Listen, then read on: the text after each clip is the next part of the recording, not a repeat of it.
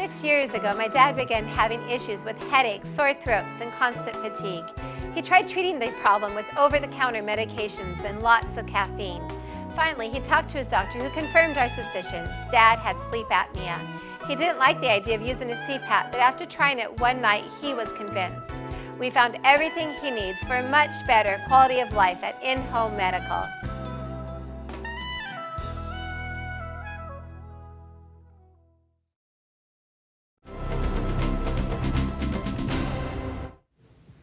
In national news, Opal, Wyoming is a ghost town. Everyone who lives there has been evacuated because a fire left over from a natural gas explosion in town is still burning. The fire is burning residual fuel, and until that fire is completely out, there's still a chance of a second explosion. For CNN, Devin Dolan reports. It all broke loose. Chopper 5 caught the ball of fire just above the Williams gas plant around 2 this afternoon. This Opal resident was a mere 100 feet away. It was a wildfire. It was so red and hot and it was huge. Neighbors walked out of their homes feeling the power of the intense heat. The smoke was coming, the flame was coming, all the flares were burning. The town of 98 was quickly evacuated, many now staying with friends and family or in nearby hotels.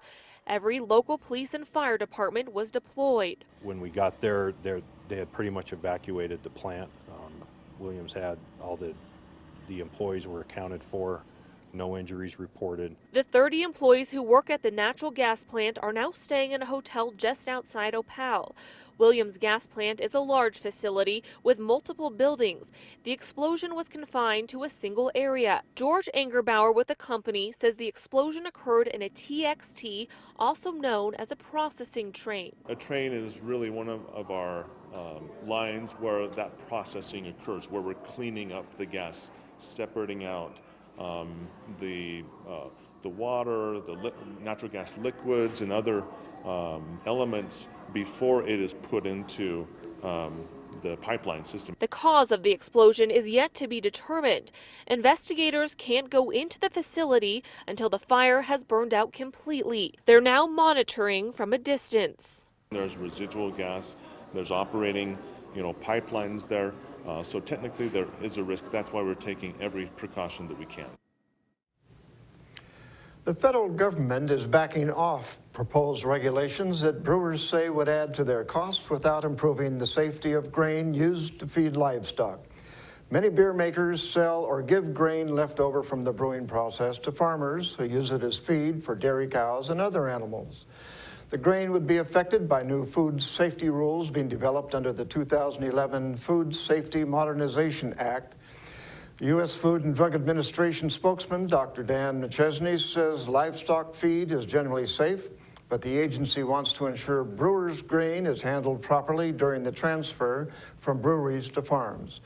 Brewers have worried the rule would add costs for testing, training, and paperwork. McChesney says the agency will take another look at the rule and clarify it. Ever wonder what's going through your dog's mind? Yale University has opened up a canine cognition center to study how dogs think.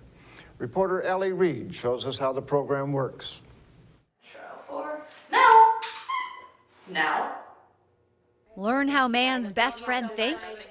Sign me and my best friend up.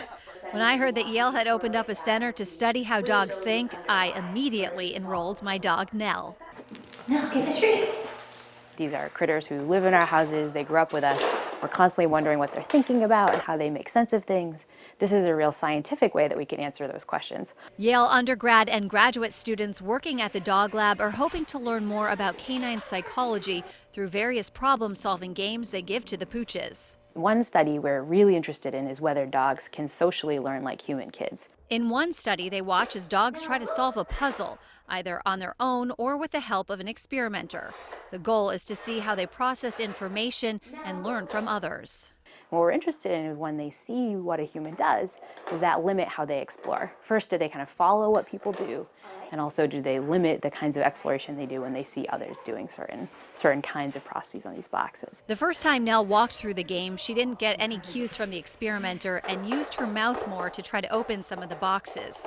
After she saw the experimenter use her hands, Nell picked up on her cues and used her paws. I think it'll tell us a little bit more about how dogs learn best, which can help us for training service dogs, thinking about how we train our own dogs. I think just kind of thinking about this big question of what makes us special. So far, they've tested 60 dogs with hundreds more waiting to come in and go through the studies. And even though your dog may be going to college, she still needs you to accompany her. So sit back and relax and watch as your dog navigates her Ivy League environment. Perhaps the best part for the parents is once your dog gets accepted into the program, she gets an official letter of admission from the Canine Cognition Center. And then as she progresses through each stage, she gets her own diploma. Congratulations, now you made it through the freshman class. and what's better than that? And that's going to do it for us here at iFIBER 1 News. We want to thank you for watching, and we'll see you again tomorrow.